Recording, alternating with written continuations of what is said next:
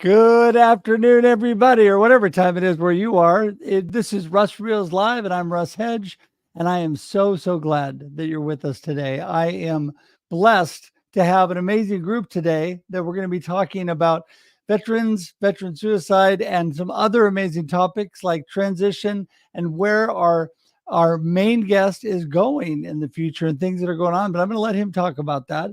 I have Bob Whitty. I have Gene Petrino and Nancy Deborah Barros with me tonight. And I am so thankful for friends that are willing to come on, old and new friends. And so, what a blessing. What a blessing that we can bless you with some amazing content tonight. And, just the fact of community coming together. What an amazing thing. And that's what Russ Reels Live is all about. This is a topic driven, panel driven show. So every week we have an amazing panel and a great topic, and it's at 4 p.m. Pacific Standard Time every Thursday. I think I might have said Wednesday, every Thursday. And so we're here for your listening and viewing pleasure. And so glad you're with us tonight. What a blessing it is. And, I want to tell you, I have been able to do live streaming for the last few years. A big part of that, and one of the biggest part, besides you, my amazing friends and community, is the sponsors that we have. And I just want to tell you that I'm so thankful tonight for Bob, who is not only going to get us going on our topic tonight, but he also is helping support the show along with Summit Cleaning and Restoration. Summit Cleaning is located right here in the Staten, Oregon area. And the best way to get a hold of them is go to summitclean.com, summitclean.com. They're there for fire, water restoration, and also cleaning services for businesses. So if you're in this area, they are an amazing company. And you can also get a hold of Bob tonight. I'm sure he's going to give some more information. We have it all in the show notes, and we'll have it in the comments tonight. But you could just go to his email, bobwhitty@icloud.com, or you can look Bob up on LinkedIn under Bob Whitty and be able to get in touch with him, because I know after you hear what he has to say tonight, what our amazing guests have to say, that you're going to want to get in touch with all of them tonight. So anyway, so glad you're here. Just want to remind you again that we're here every Thursday, 4 p.m. Pacific Standard Time, for your listening and viewing pleasure. And love it when you subscribe on YouTube. It's an easy way to do that. You can go to russreels.live. Russreels.live will get you right there. And you can get not only notices to upcoming content, but the past amazing guests we've had with Russ Reels Live, Marketing with Russ, even now the Experience Live with Russ and Scott. You can get those there as well. All of my live streams. So it would be great if you would subscribe today. You can open a separate tab and do that now. Appreciate that. And then you can get that. So much great stuff. Who needs to binge Netflix, man? You can binge Russ Reels Live. There you go. And also, you can share this out and tag your friends. That would be so amazing. Start telling your friends you want to see them, because you got a lot going on here tonight. And I know the comments are just going to blow up. And so start tagging your friends, letting them know we're here tonight. And we got this important topic that we're going to be talking about. And so if you would do that too, that would be so great. So you go to russhedge.com to connect with me. I love to connect with people.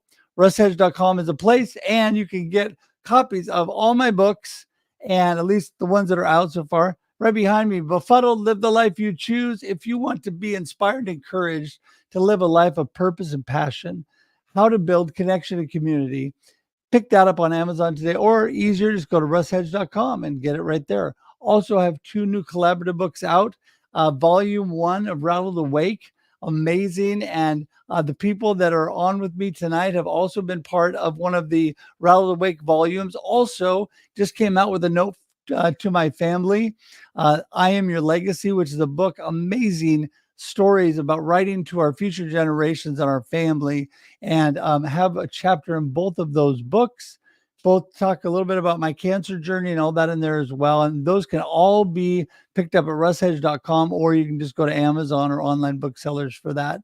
So I would love it if you would do that. And I think that is all we have for here. We're going to get Bob in the room and get this topic started for tonight, because I'm excited to talk to Bob. We chatted earlier. He's a great guy. Hello, Bob Whitty. Hey, Russ, how you doing? Thank you for Good, having me man. How on. are you? You bet. Hey, love it. You were on volume 2, correct, of Rattle the Wake? Yes, it was amazing. Yep. And I tell you, what a great experience. So many great people coming together. But before we dive into all these things tonight, give everybody a little snapshot. Who is Bob Whitty? What are you up to and what are you all about? Sure. I'll say one thing is that's why I met the other folks that are on tonight. I met them through the collab on Rattle the Wake 2. And I've had just wonderful experiences with them. They've become friends of mine, and it goes on and on. I talk to them all the time. So you make great friendships there, too, collabing a book. So we highly recommend it to do that. And if you Amen. try to get a hold of me on LinkedIn, there's a lot of Bob Whitty's, but I just put up a great surfing picture, so you'll find me. So what I've been doing the last couple of years is I've been dealing with the veteran suicide situation because that's near and dear to my heart. I've been in that situation myself with severe PTSD through a major accident, also through my service to the country, and goes back a long ways, even to my childhood. So PTSD is everybody knows a little bit about that or a lot about it, and the trauma brought me to a place of major depression and suicidal ideations for a while. And so I went through that. Luckily, I was rescued by somebody, and I was given very good treatment, and I kind of passed through that whole realm, and much better now. And I got a chance to be involved at the Veterans Administration with the suicide program. So I went to work for the Office of Mental Health and Suicide Prevention. A wonderful group of people. But VA is a difficult organization to work within. And it was just kind of getting going. It was like 2000, late 2018, 2019. And they just had the agreements put in place where they can get the data. So they get all the data from the CDC. They have a data share agreement, and all the information is pumped to the VA. And that number of people and the type of circumstances they were in, all the data is parsed and analyzed and put in different categories. So we were doing that. So basically, that's where these numbers are coming from, where you see 22 a day, 23 a day. But the problem is the number has been pegged at 22 or 23 or 25, right in that area, right in that range, for several years. And we wonder, why isn't it moving? I started looking at all the organizations out there today, all the third-party veterans organizations that are saying they're involved in some kind of stop veteran suicide activities. And there's many, many of them, and they do wonderful work. But you know what? The number's not moving. Why is that? I'm talking about hundreds of organizations, thousands of people involved, and the number's not moving. So I said, there's got to be a better way.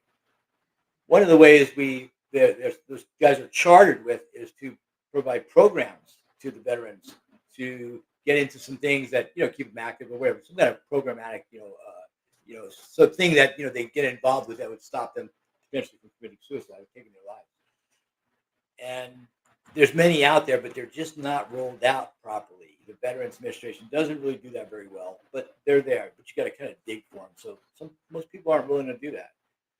So I was doing that for a really long time, and I finally said, you know what, we got to do something about this, and nothing. And there was so much pressure to get that number out there politically, because everybody was looking at that number. I mean, all the way up to Capitol Hill. And because of that pressure, people were so involved with that number, they couldn't really put much effort into the program. So I said, you know what, I did this. I did this for almost 2 years. I said, you know what, I can't really do this anymore. This is something that I was called to do. I was not only was I involved with it, but it was a calling from God for me too to be involved. So I got involved. I did what I could do, and then all of a sudden, it kind of got to this point where I didn't really didn't want to do it anymore. I felt bad. I didn't want to leave it behind. I felt like there's something else I need to do here. So I started just doing a bunch of research. In that research, the time I did that research, I found a number of very interesting statistics that people know about, but again, nobody's really doing much about it. And with veterans, the veterans that take their lives, 60% of them take their lives within the first year. So that's a good statistic. And the second statistic, which is really important, was 75% of the veterans that take their lives with firearms. So that's a pretty good basis to build off of. There's your reference. Yeah. There's your data. Yeah. Yep. So I Yeah. started to dig more, and I just went into this, link frenzy of going through the CDC, through the NIH, and going through article after article, research doc after research doc, abstract after abstract. And, links go deep, and I kept going through links and links and links and go deeper and deeper. And I found the miracle cure. Well, it wasn't so much a miracle cure. It was another country that actually had the same problem as we did, and almost the same exact statistics, but a smaller army, smaller military, and that happened to be Israel. So we took a look deeper into that. We talked to some people from the IDF. This was way before the war happened. And we found out kind of what they did, and got a little bit more detail that the articles that we found out, we had from the information that we had from the articles. So we got some really good information from these guys, and basically they did they built a program which we were starting to model after, and after 3 years they reduced their suicide rate by 50%, and we were just blown away, at that number. We were just hoping if we could get 10%, if we could get 20%, we just wanted that number to move. We wanted to get it off that 22 or 23. Get it down 10% or 15% or even 20%. 50% is amazing. So I started on that premise and started beating on the DA's door and talking to third-party veterans organizations, and everybody loved the information, but nobody was really willing to do anything. And that it gets frustrating after a while. There's only so much you can do. So I did that for since the summer. I did it for about 6 months.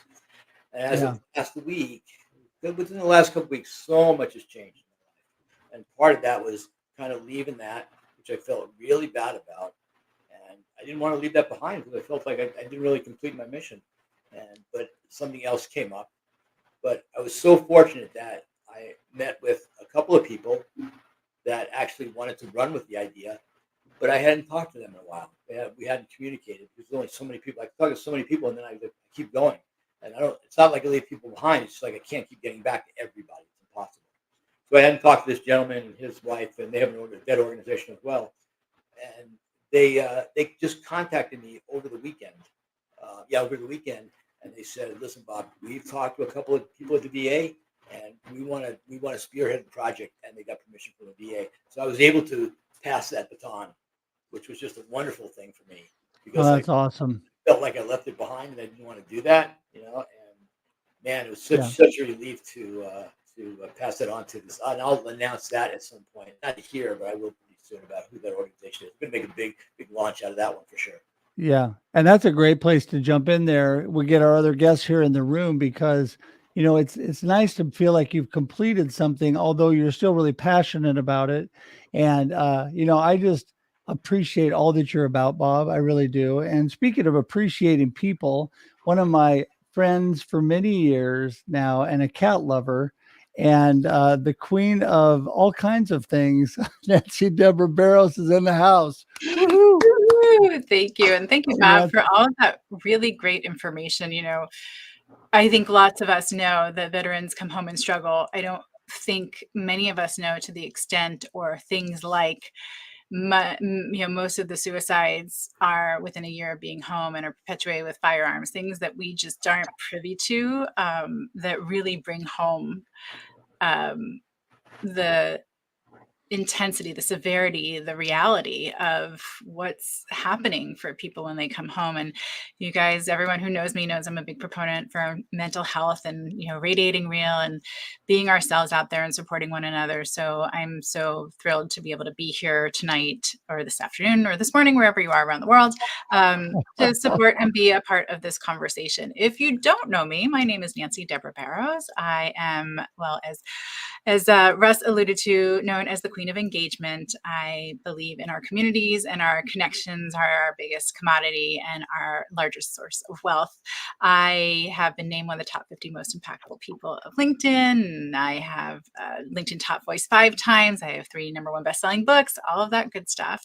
What I am really enjoying now is being able to give back what I have learned to others and have developed a couple of different masterminds and master classes with Brian Schulman, where we are finding ways to help people achieve their goals. And one of the newest ones is on thought leadership, how to establish yourself as a thought leader. But we're really trying to amplify voices and shine the spotlight on people and help voices that might not otherwise be heard. I'm very passionate about my personal journey. If you don't know it, you could probably find it. I'll give you a very, very quick snip because I know I want to hear from you here as well. I came onto LinkedIn. It's about 3 years ago now during the pandemic. I was living alone with 2 cats, one of which is in my lap and are pretty famous, maybe more famous than I am on LinkedIn, and started getting into that space of having long philosophical conversations with my cats. I was alone and that was my interaction. So a friend, Raquel Boris, introduced me to to LinkedIn. And I was really fortunate to find this amazing, supportive, real community. And without knowing the rules, without knowing what you're supposed to do or not supposed to do, I was live within a week of being on LinkedIn, and I shared my personal story of trauma, which was my having been sexually abused by my grandfather till I was 16 years old, my subsequent eating disorder, dropping out of college, living with a learning disability. And as I went through life, more and more experiences that could be considered trauma, but also growing opportunities, and was embraced by this amazing community for showing up and being me and radiating real. And so I brought that to the community with quite a bit of enthusiasm, inviting everyone to take off their mask and show up real and, really receive that unconditional love and acceptance that we all deserve as humans. So that's me in a nutshell, but we're really here to talk about a really important issue. And I want to make sure that, Jean, you have a moment to speak. So I'm going to be quiet and wait till it's my turn again. Well, Nancy, I appreciate you so much. And, all that you're about, the radiating real and community is so vital to everything we're doing. When we are looking at any cause, whether it's veteran suicide or whatever it is, coming together and working together, what it's all about. And all of us here in this room, including Jean, who's about to pop in here, have worked on a collaborative book effort called Rattled Awake. And that was an amazing effort. Jean, welcome to the show. Thank you for having me. Thank you, everyone. It's I'll tell you, it's this topic is near and dear to my heart, and that's one of the things that sort of drew me to Bob, other than being part of the book Rattled Awake Volume 2 with Nancy. Just meeting Bob and hearing his story, it was I felt an instant connection with him. I was in law enforcement for 26 years, seen a lot of suicides from veterans on calls that I've been on, as well as from people in the law enforcement community. It's a real issue, and I was just, it's something that needs to be talked about a lot more. So that's really why I'm here. Yeah. So, Jean, give us a little snapshot about you and all that you're up to besides just championing this what we're talking about tonight.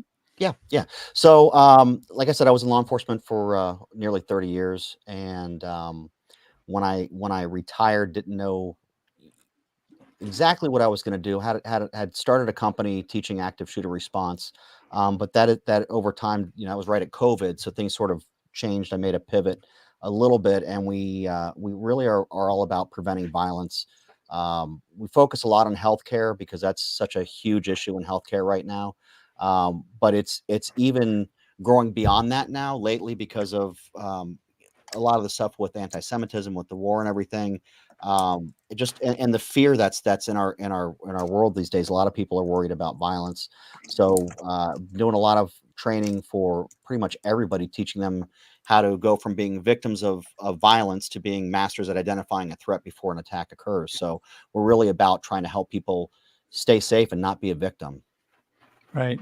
Well, and I think, Bob, back to you. You have such a kind and helpful heart, and all that you're involved in, whether it's the veterans movement and trying to prevent suicide or just support veterans, or the ministry that you do with the youth at your church and all of that. Just amazing things happening in your life. Talk a little bit more about that. Sure, Russ. Yeah. So, like I said, it was kind of a situation where it was kind of a little bit sad about leaving that veteran suicide thing behind, but it all worked out for the better. And it really was a calling, again. And I've been involved with youth ministry in my church for a while, and I've been teaching kids, doing Bible study, mostly that, and then I build a little bit of a curriculum around that as well. And we get our hour or so every Sunday, and then we try to do Wednesday nights if we can, and we try to do a few nights a week too, just random subjects, so not really something that we plan. We just pick things out of the air. And what I've been watching, how these kids develop and how they learn, and over the years, you get to see patterns and where the interest lies and where it doesn't. You got to be careful about children. You want to keep their interest. You want to keep them coming back. Because like me, as I was forced into Catholic school and all that good stuff, and like a lot of us are when we're younger, and we just don't like it, or we don't get it, or we're forced to do it, and we bail. I was out of school. I was out of religion by the time I was 12 years old. I didn't want to go anymore. But then eventually, hopefully you wind up getting back into it in some capacity, and luckily I did.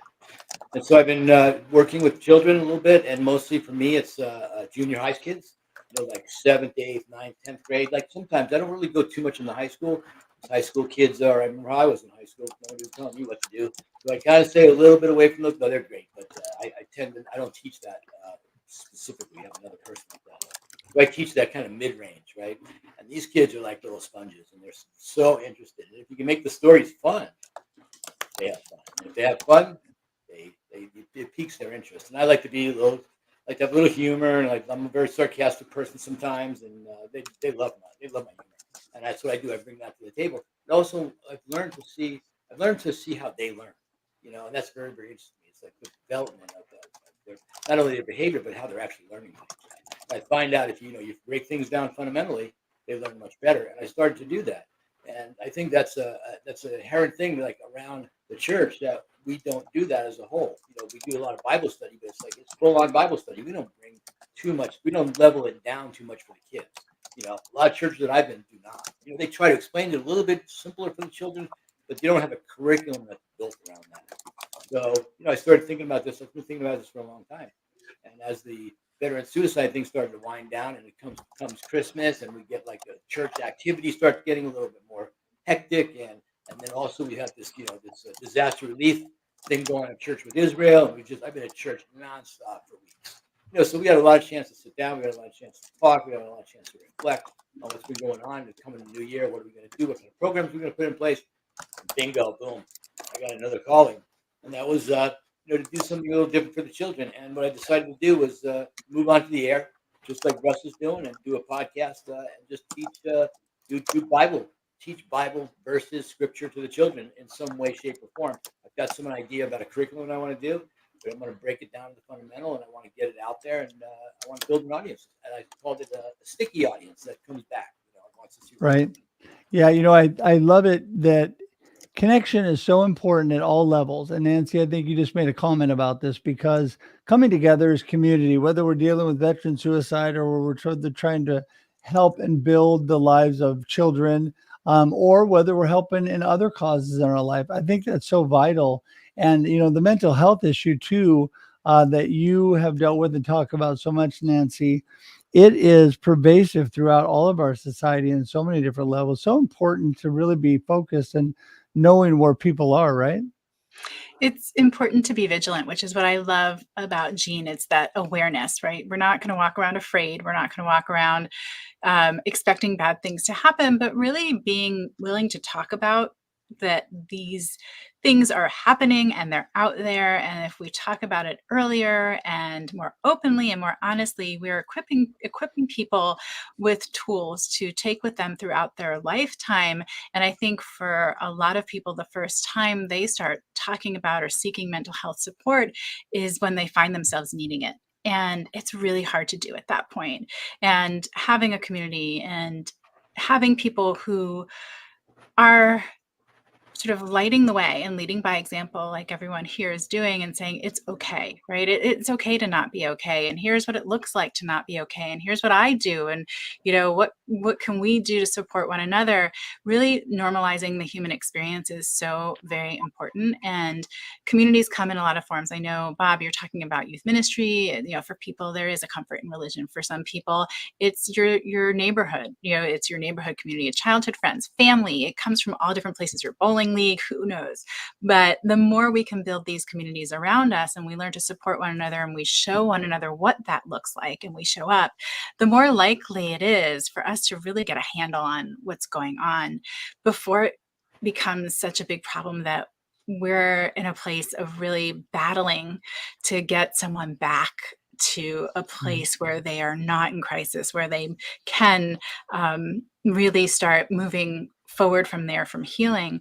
One of the things for me that is essential in all of this is that if we're showing up and we are leading by example, I'm on social media, I put things out there that I celebrate, but if I am unwilling or uncomfortable with sharing the ugly, snotty, and sexy pieces, I'm really contributing to quite literally, us killing one another, because people are out there looking, and if my life looks perfect and I never struggle, why can't I do it? How come what does she have? I'm never gonna. And the reality is I'm out here living life and being human like everyone else. And we're on this roller coaster ride that doesn't have a schedule of starts and stops, and you never know what's gonna come and jumps the tracks, and all of the things that happen, and the beautiful unexpectedness of life. If we have community and we're prepared and we are not shamed into thinking that we have to be perfect all the time, we have room to really shift and change mindset and how we as a community, a society, shows up for one another and provides for one another. Jean was talking a little bit about mental health care and access. This is an issue that is pervasive regardless of anything you want to put out there: age, religion, gender. This is something that impacts everyone. And if we can't, as a society and as communities, come together to shed light and bring some sense of normalcy and keep people from ending up in a place where they see no other option to end their pain,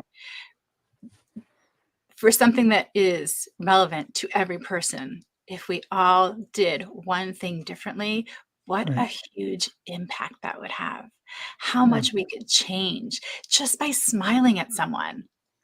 It's the little things that you can do every day that don't cost you anything, but are of immense wealth to other people. And to start thinking that way, start asking, how are you?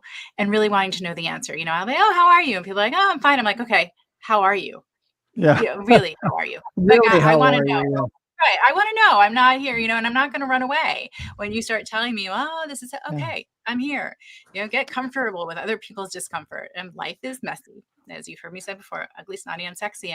And there are small things each of us can do as a person, and that we can really, as communities and friends and people with voices, because each of us has a powerful voice if you're willing to stand up and use it, make tremendous changes. If we've made this much change and we're all sort of out there doing it on our own, or smaller organizations or whatever is going on, if we could actually collaborate, bringing us all together on something that's so unifying and so impactful, the amazing power of humanity that we could tap into. Well, and I think, Nancy, that it's really meeting people where they are, because everybody's in a different place in their journey. And Jean, I think you've probably seen a lot of the good, bad, and the ugly in your years. And talk a little bit about that. Yeah, well, it's man, there's so much I want to say right now. Nancy, you hit so many big things. Actually, we're all talking about it. First of all, community, really, people underestimate the power of that. When someone goes to a state of where they're going to do a school shooting and things like that, it starts there's a pathway they walk through. It's a pathway to violence, and the first thing is grievance, and they feel like they've been wronged, and they feel like they're not part of anything, and that's that community sense. So just being nice to somebody can pull them out of that sometimes and makes them feel connected. I'll tell you, chills went down my neck, Nancy, when you said, asking somebody how you are. I'll tell you my story. I retired, had a wonderful career. But there's things that I learned throughout the year I didn't really think about, or my career, that one of them was I learned one time that 1 in 3 people are going through crisis and you'll never even know it. And you have no clue. And that was me. There were a lot of times that I would see things and you're going through crisis. They did a statistic on law enforcement, and the average person sees 1 to 5 traumatic events in their lifetime. Law enforcement throughout their career sees on average 300 to 600 in their lifetime, and during their career. Sorry, not lifetime, during their career. So it pulls you. What ends up happening is the same thing happens to really all first responders and all military. That's why those communities are so tight. So all the veterans are really tight because no one understands what they've seen and what they've gone through. Same with law enforcement, same with people in healthcare that are, all that we see the worst things happen, and no one comes to see us when they're happy. It's always a crisis. So you develop that sense of community, and then you leave that community. You retire, and all these things, and that community is gone, and you've now got nobody. For me, I didn't think it was going to be an issue. I was like, I'm good. Nope.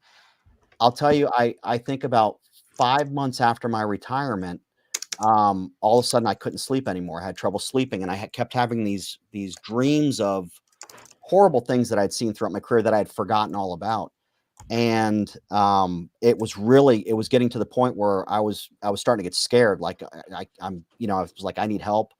And I went and I was taking a class. It was actually a firearms class, and we had to introduce ourselves. And one of the guys that was teaching was a retired special forces guy. And I said, yeah, I just retired. And he asked me the question, how are you doing? And when he hit it, it went right through him. He asked me, and it went right through me. And I was like, I'm like, oh my God, this guy knows. It was like, he knows my secret. Oh my God. And he says, the scariest place to be is inside your mind alone. And, if you need anything, let me know. And it was that sentence, that one interaction that pulled me out of it. And I'm like, okay, this is normal. I'm not alone. It's community. And then started talking to other people. And I was like, oh my God, I was worried about saying something. And I shouldn't have been. So there's this stigma that goes around. And I think these kind of conversations are invaluable, because there's people, I guarantee, that are hearing this right now that are going through this or have gone through that. And, nobody is in this life alone. They really aren't. We've all been through so many things that are similar, and we just need to have the courage to talk about it. It always strikes me, like you said, Gene, that, there are people watching who may never have heard anyone have a conversation like this. Yeah. Never, ever even knew that you could have a conversation like this. And I know for me, when I speak about my experiences, one of the things that I have come to learn is, if you can make someone feel less alone, it's a privilege. And often the gift that I'm giving people is allowing them to exhale.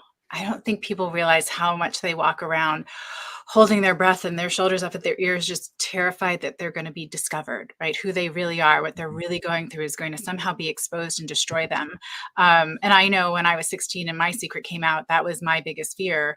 And at the same time, the more I was able to share, and it's not necessarily easy. We understand that if you're out here sharing, where you started, that you started scared, and you started with a lot of fears about the what ifs and what could happen. But typically, like you said, it's that one time that you get to share where no one shames you. No one looks at you any differently. I always say I had 3 women who saved my life, because I had 3 women that I met at UCLA who were really the first women that I was 100% me with. And I took off my mask, and they didn't treat me any differently. They didn't run away. They didn't look at me with pity. They saw me and still loved me just as fiercely as they had before they found out how broken or flawed I was. And I think, like you said, people are out there living in pain and fear and carrying it on their own shoulders, which the scariest place to be is in your own head. I say, if you can make it through a sleepless night alone by yourself, you're a warrior. And I think it's a self-isolation. I think because people feel like no one else could be going through what they're going through, they self-isolate, and that then they are in that scary place in their head. And Bob, I'm sure that, this rings home with you too. It's just important really to reach out, grab hold of community, and share, whether it's about veteran suicide or whether it's, the ministry or whatever you're doing. It's important to come together with the community. Absolutely. Even to note, Nancy's post yesterday on LinkedIn was just fantastic, and just what this was about. Is you're letting people know that they're not alone. It's so important. I think that you got to have a little bit of intuition sometimes, or a little bit of discernment. You need to go like a step farther. If you feel it's necessary, you need to take that risk, if that's what you want to call it, and ask again, how are you doing? If it's the second time or the third time you ask, you might get the answer that you want, or the answer that they need, excuse me. And reaching out is the most important thing, and it goes both ways. I tell even people I posted, I responded to Nancy's post, I said, even if you are alone, try to reach out if you can. And if you can't, if you reach out and you don't find, or you don't touch anybody, you don't get a response, there are things out there. There are spirits out there that are there to guide you, but you have to ask. Yeah. That's really important. Well, I am a firm believer, Bob, that God created us for community. he created us to work together, to collaborate and build things and do things together. So when I see these collaboration movements like Rattled Awake that we've all been part of, that might not be as vitally important as veteran suicide, but is it? Because every time you come together and you do something as a community, I think it helps the mental health and well-being of all those involved. I think people coming together and then being able to share their stories and reach out with community that's accepting them, because it really becomes like a safe place, because everybody finds out that they have their own stories that they need to share. And I'm reaching. I'm sorry, Russ. Go ahead. no, go ahead. Go ahead. I was going to say, I'm reaching out right and left right now because this is the toughest time of year for me. The Christmas and the holidays. I've been around so much death around this time, so many suicides around this time that I'm supposed to enjoy Christmas, but I don't. Because I've got these anniversaries that come at me, day before Christmas, the day after Christmas, the 28th, the 30th. And those anniversaries are significant. Those are people that I know that have died. And it's supposed to be a joyous time, and it's really not for me. But I survive only because of my friends, my community, and reaching out when I have to. Yeah. Yeah. No, I mean, it's so true. I mean, that's true of a lot of people too. Gene, I'm sure you've seen that throughout your career too. There's a lot of people that, certain times of year that we think are all happy and joyous are not so great for them because of circumstances they're involved, and they have not been asked that question, how are you doing, and been able to open up to people. They have not had that opportunity to realize their circumstances do not define them. They haven't been to that place yet, and it can be rough, right, Gene? Yeah, I mean, holidays are always, we used to see a lot of spikes and calls for either, mental health breakdowns or suicides or attempted suicides. And you get used to it. And that's the sad part is you just got, oh, like, oh, here comes December. I know we're going to be doing this month.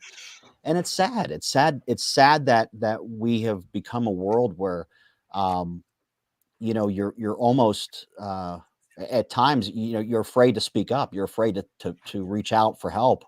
Um, but it's critical. It's so important. And like I said, you talked about writing the book, and for me, meeting everyone that was part of this volume, it was eye-opening. I heard these incredible stories, and each part of these stories I could relate to, and I was like, wow, there's so much a part of my life that is so common among all of us, and we all came from very diverse backgrounds.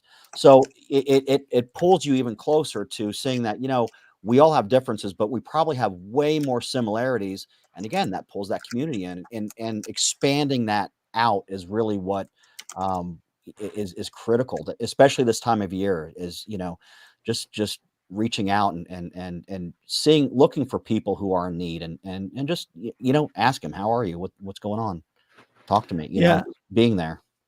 Intentionality, right, Yeah. Nancy? Being Absolutely. intentional in what you're doing.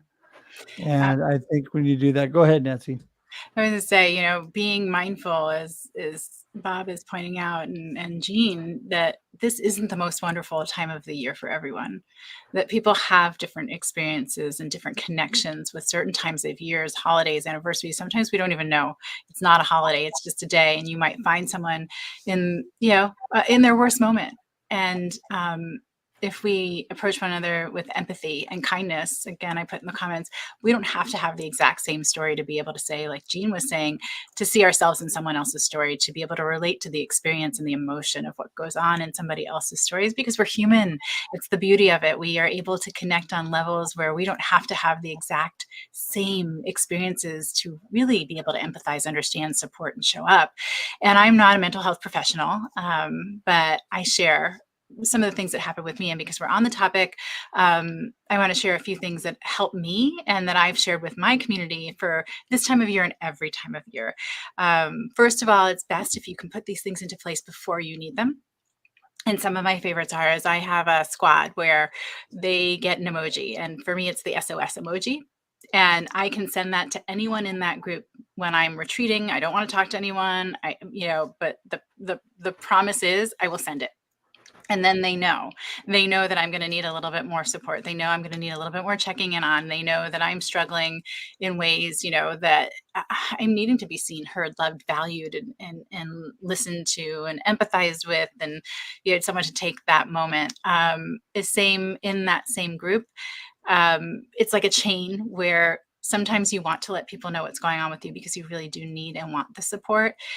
And you can't, from the place where you're at, reach out to everyone that might be able to support you. So my SOS crew has people on their list that they can share where I'm at with my community, so my community knows without me having to tell everyone, because it can be really hard. I always tell people, if it is the most wonderful time of the year or you're in a really great space, reach out to someone else. Check in on someone. It doesn't matter how long it's been. It could be, it's been a year since you've talked to that person. It could be yesterday. If changes happen in communication and showing up and patterns.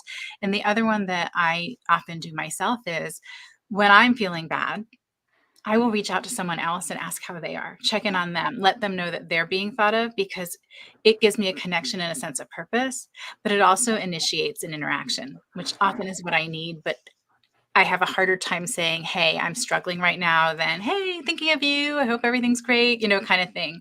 And so those are a couple of things that are tools to keep in your tool belt.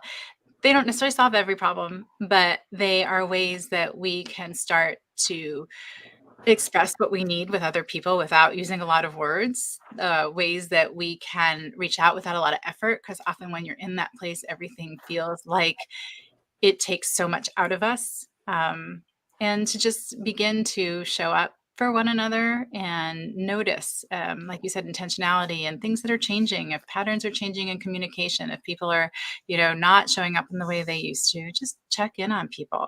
It's incredible what a simple emoji can do when you're in a place of feeling like I don't matter, no one will miss me, I'm not enough, I'm a burden, whatever those thoughts are specific to you.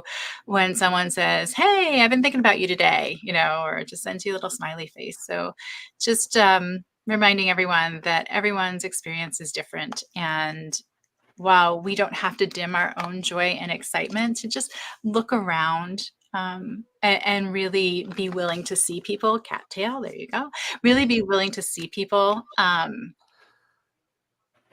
and know that even though we're in a good place, that we can take a moment and meet someone, as we said, where they're at. You don't have to fix it for anyone. Your Right. job isn't to fix it. Some of the most important things you can do, and I'm sure, Jean, you can speak a whole lot to this, is just show up and be there. Yeah. Yeah. Gene, go ahead. Yeah, no, I mean it's there's really nothing more to say. I mean, really showing up and being there for someone is absolutely critical. And I can think of so many times that when I was in law enforcement, we would go to a call and people just want to be heard. They just and you hear the stories from them and you think, oh my God, they've got nobody, and you start asking them questions. And they're like, well, I mean, I have a sister. Where's your sister at? Well, I don't want to bother them. And I'm like, you're not but you get in your head and you get pulled down and you just feel like you just don't want to bother anybody. And the reality is, sadly, there are some times when people will push you away, but there's so many more that are always willing to talk. And I think honestly, the biggest thing, and this goes across really for, like I said, everything is if you can reach out to someone who's in need, you don't really, like, I think Nancy, you said it, you don't have to fix them. They just want to know that they're someone that has value that you want to hear. And even if they Right. don't want to speak, like I said, what happened with me, I didn't have a conversation with this other guy. He asked the one question and it immediately, it pulled me out of where I was at and Right. it normalized the way I was feeling. And we had no conversation. Like, he didn't say anything. He looked at me, I looked at him, and I knew he knew, and my secret was out, and that was all I needed. Some people might need more, some people might need less, but being there, being available to somebody, and just letting them, giving them what they need, and they'll tell you whether they just don't want to speak about it, just want to sit with you. Okay, let's go for a walk. I mean, that's something I used to always do. Let's go for a walk. Take someone for a walk, and that does just wonders sometimes. And that's all you have to do sometimes.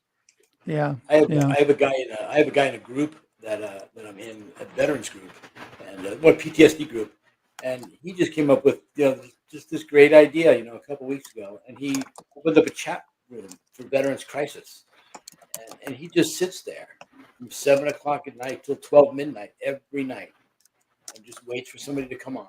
And he goes, every night people come on and want to talk about something. Wow. That's what he does, and it's wonderful. And so we start to volunteer to do that, to bring more hours to the party, and now we're trying to.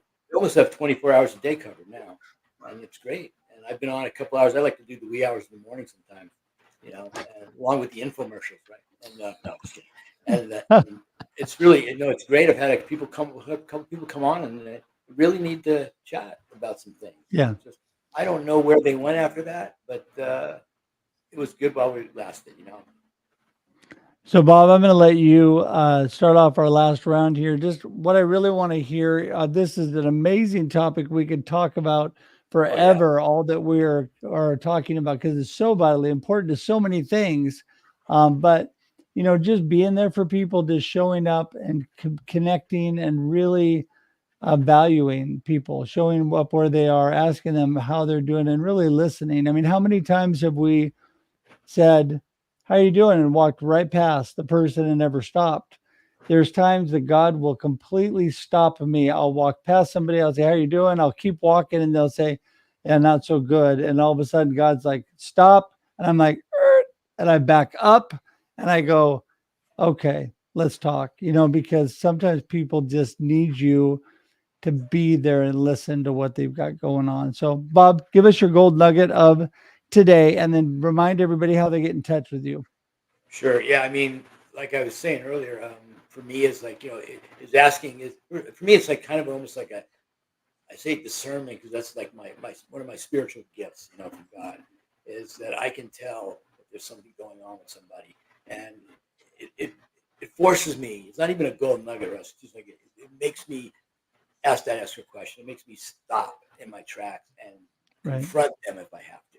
It's not just the first question is great. I mean, it's normal, being polite, things like that, but something's off, right? They're not so happy. They're not smiling. Whatever it is, right? You get a feel for that kind of stuff, and you have to take an extra step. That's the nugget. The extra nugget is take an extra step and ask again. You're not embarrassing them. You're not embarrassing yourself.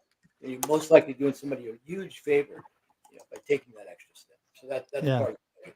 As far as getting a hold of me, bobwhitty@icloud.com. I got another one. My Gmail is godsurfs007 @gmail.com. And you can find me on LinkedIn. And magically that appeared below you as you were saying that, and people can click right on it. Don't even have to remember it. So there you go. And thanks so much, Bob. Appreciate that. Nancy, you're up next. All right. Of course, I can't ever get away with just one nugget. First thing I want to say is I work in education, and I hear a lot of people dismiss tiny people's pain and dismiss that they would ever really do something like this.